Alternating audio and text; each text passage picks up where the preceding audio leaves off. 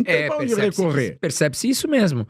Aliás, muitas pessoas nunca tinham nem ouvido falar em STF, e de alguns anos pra cá, desde a era Bolsonaro, hoje a gente conhece o STF, e que me parece que eles mandam no Brasil. Isso é o que tá ficando claro. Eles mandam no Brasil. É o que tá ficando claro pro brasileiro, né? Não é uma percepção, essa é uma realidade. Quero deixar claro, não é uma percepção. Um tribunal que prende governador de estado mostra que isso não é uma federação. E mostra que eles estão acima dos governadores dos estados, que, aliás, deveriam ser julgados pelo STJ, não pelo STF, pela Constituição, que determinam políticas de relação entre executivo e legislativo, que passam por cima da imunidade parlamentar, porque imunidade parlamentar, para um parlamentar, é inclusive para ele, no exercício da sua função, ele pode até cometer crimes de opinião. É por isso que é imunidade. Senão não seria imunidade. Por que ia falar imunidade? Falar imunidade parlamentar só para falar coisas juridicamente viáveis. Não, imunidade é para isso. Então, eles mandam no governo federal, eles mandam no legislativo, eles mandam no executivo ali no executivo, também, né? No legislativo federal e dos estados. E mais um detalhe. Agora, eles também mandam no processo eleitoral. O processo eleitoral de 2022, Lula e Bolsonaro. Foi um processo eleitoral transparente? Foi um processo eleitoral constitucional, legal, justo, jurídico? Foi um processo eleitoral democrático? Não. Não foi. Foi fraudado. E eu não vou falar de urna. Porque eu não sou técnico, eu não sei falar de urna. E eu nem chego perto desse assunto porque este tribunal proibiu-nos de falar de urna. Numa democracia você pode falar de tudo. Claro. Que democracia vem do grego, demo, povo, kratos é poder. Então não é governo do povo, pelo povo, não, é poder do povo. E numa democracia representativa, quando você elege alguém para administrar, para legislar, e confia na legislação que estabelece os critérios para a escolha daqueles que vão julgar, que poder sobra ao povo nenhum, já que todo poder emana do povo, poder não é flátula, não é peido. Você escolhe pessoas para legislar, administrar e confia no processo de escolha daqueles que vão julgar. E que poder sobra ao povo? O poder de contestar, o poder de falar. Eu não gosto disso, eu acho que isso está errado, eu quero saber isso. Eu quero ver a urna aberta na minha... Você pode falar, você pode não obter, mas você pode falar. Isso que é democracia. Mas eu não quero chegar na urna. O que eu digo é, o processo foi fraudado? Foi uma fraude. O processo que sagrou Lula vencedor do pleito presidencial em 2022 foi fraude. Fraude por quê? Provo.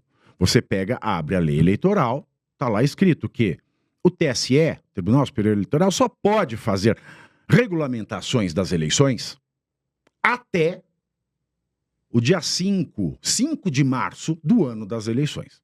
Tá na lei. Até que você não mude o calendário, tá na lei. Então a lei tá lá, ela é clara. O TSE só pode regulamentar as normas eleitorais até o dia 5 de março do ano das eleições. E nessas regulamentações ele não pode suprimir direitos previstos na lei, nem pode criar penalidades que não existem na lei. Então são 3 critérios. O prazo, 5 de março do ano da eleição. Segundo, não pode suprimir direito. Terceiro, não pode criar penalidade. O que aconteceu em 2022? Em 20 de outubro de 2022, o TSE lança uma resolução que pautou, que regulamentou as eleições daquele ano. Então, ou você me comprova que 20 de outubro de 2022 vem antes de 5 de março de 2022, ou eu estou certo e eles estão errados. Eu acho que 5 de março de 2022 vem antes de 20 de outubro de 2022. Claro, com certeza. Então, é fraude. Aquela resolução foi fraude. Segundo, essa resolução, ela suprimiu direitos. Mesmo que ela tivesse sido feita no prazo, ela não poderia ter suprimido direitos.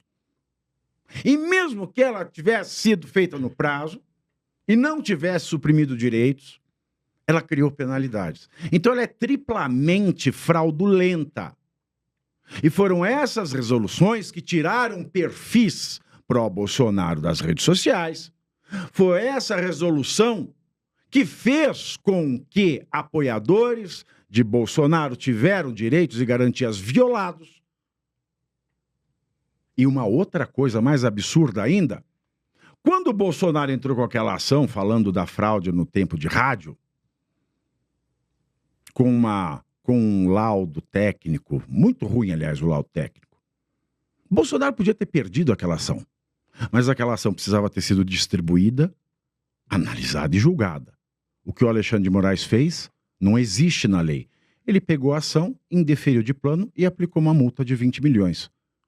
Então o Alexandre de Moraes, com as bênçãos do STF, ele fraudou a eleição 2022, sem falar de urna.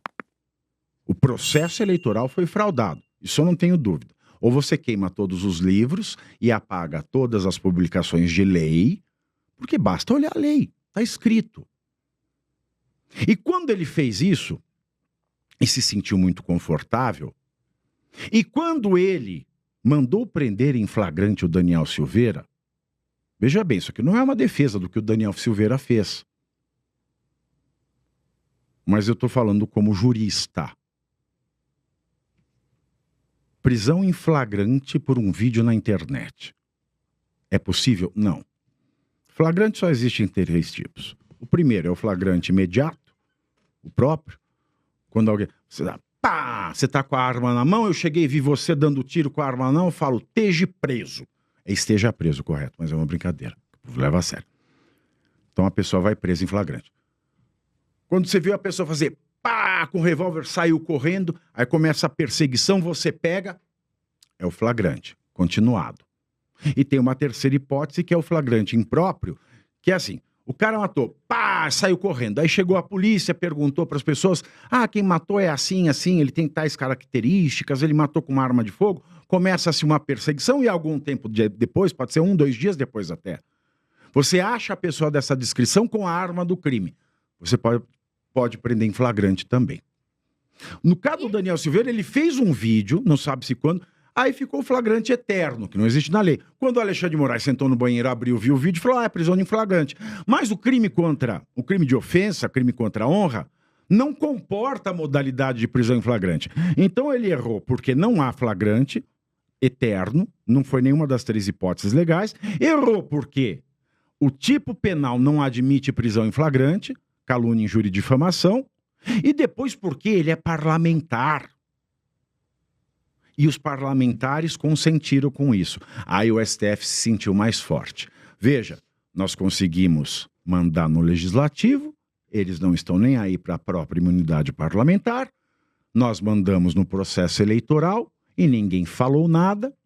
E a partir daí, o STF passou realmente a ser um conselho de ministros como era no Portugal fascista de Salazar. Nós temos um conselho de ministros que manda e desmanda no país. Isso foi acontecendo, teve o 8 de janeiro, se sentiram mais fortes ainda, quase 2.000 prisões em flagrante. Flagrante? Tudo bem, flagrante. Mas em 24 horas tem que ter audiência de custódia. Não teve. Ninguém reclamou. Vamos indo mais a fundo. Porque quando não tem audiência de custódia, qualquer traficante sabe disso, você tem que ser liberado. Então vamos mais a fundo. Agora vamos passar para a prisão preventiva. Por quais motivos? Não tem individuação de conduta, não tem como a gente aplicar os critérios da prisão preventiva, porque eu acho. Foi. O Congresso não falou nada, o Senado não falou nada, e agora estão vindo as condenações. Condenações sem que se observasse o devido processo legal. Repito, eu não estou dizendo que aqui alguém é inocente ou culpado. Mas como qualquer traficante, homicida, estuprador, tem o devido processo legal respeitado, 8 de janeiro não se teve. Aí chega no Elon Musk, que é onde chega o Trump. Elon Musk, quando compra o Twitter, troca o nome para X, se depara com aquele monte de ordem ilegal, inconstitucional, antidemocrática, autoritária, torpe. E ele fala, não vou obedecer isso porque isso é ilegal. Aí é claro que o Supremo, que é um simulacro de Supremo, que de Supremo não tem nada, Um Supremo sequestrado por atores políticos sem notável saber jurídico. Bom, já que a gente pode fazer o que quer, não banir o ex, vamos aplicar multa. Aí sai do Brasil. Ele faz uma outra coisa que não existe na lei. Bom, já que ele sai do Brasil, vamos bloquear os bens da Starlink. Aí Porque não tinha nada a ver uma coisa com a outra. Por que ele não bloqueou os bens da Ambev para garantir as dívidas da Americanas? Faz sentido. O mesmo sócio, né? Exatamente. Porque isso não pode, isso é ilegal. Você não pode bloquear uma empresa que tem o sócio de um processo, mas que tenha outro sócio. Mas por que ele fez com o X e com a Starlink? Faz total sentido. Então, se ele fez aquilo com a Starlink, ele devia ter feito com a Ambev para garantir a Americana. Mas não fez, mostrando que isso é uma ditadura. Bom, Elon Musk se aproximou de Trump. Trump já sabia de toda essa questão desta ditadura envergonhada, desse fascismo acadêmico de quinta categoria e sem academicismo que se instalou no Brasil. E agora, é claro, com Trump presidente, com a maioria do Senado republicano, a maioria da Câmara provavelmente republicana, é óbvio que ele está mexendo com empresas americanas, este ditador está mexendo com empresas americanas, e existe, sim, uma probabilidade, vou dizer, probabilidade é muito alta, possibilidade de que esses ministros não possam mais ir para Harvard, dar palestra, etc. Isso vai ser a morte. Se alguém tiver bens lá, por exemplo, eu não sei se tem, Alexandre de Moraes tem bem nos Estados Unidos, bloqueia bem, bloqueia a conta, ele é o presidente, ele tem o Senado, ele tem a Câmara. Será que vai acontecer isso pode acontecer. Por que eu fiquei feliz, então, depois de toda esta volta de meia hora, para dizer por que eu fiquei feliz? Eu fiquei feliz porque no Brasil o Senado poderia resolver esta tirania. Mas o Senado é venal. Por que o Senado não resolve essa tirania, então, Pavinato? Já que eles têm esse poder. Tem várias explicações. Primeiro, pode ser porque você tenha rabo preso. Ou seja, pode ser porque você seja corrupto e tem algum caso que você não quer que o STF mexa. Esse é um caso. Segundo caso, pode ser que você não seja corrupto, mas tenha rabo preso com algum dirigente do seu partido que seja corrupto. Terceiro caso, pode ser porque você seja venal. Você está recebendo emenda, etc. e tal. Isso é uma forma de corrupção, no sentido moral. Ou, por fim, porque você é desleixado mesmo, não está nem aí para briola.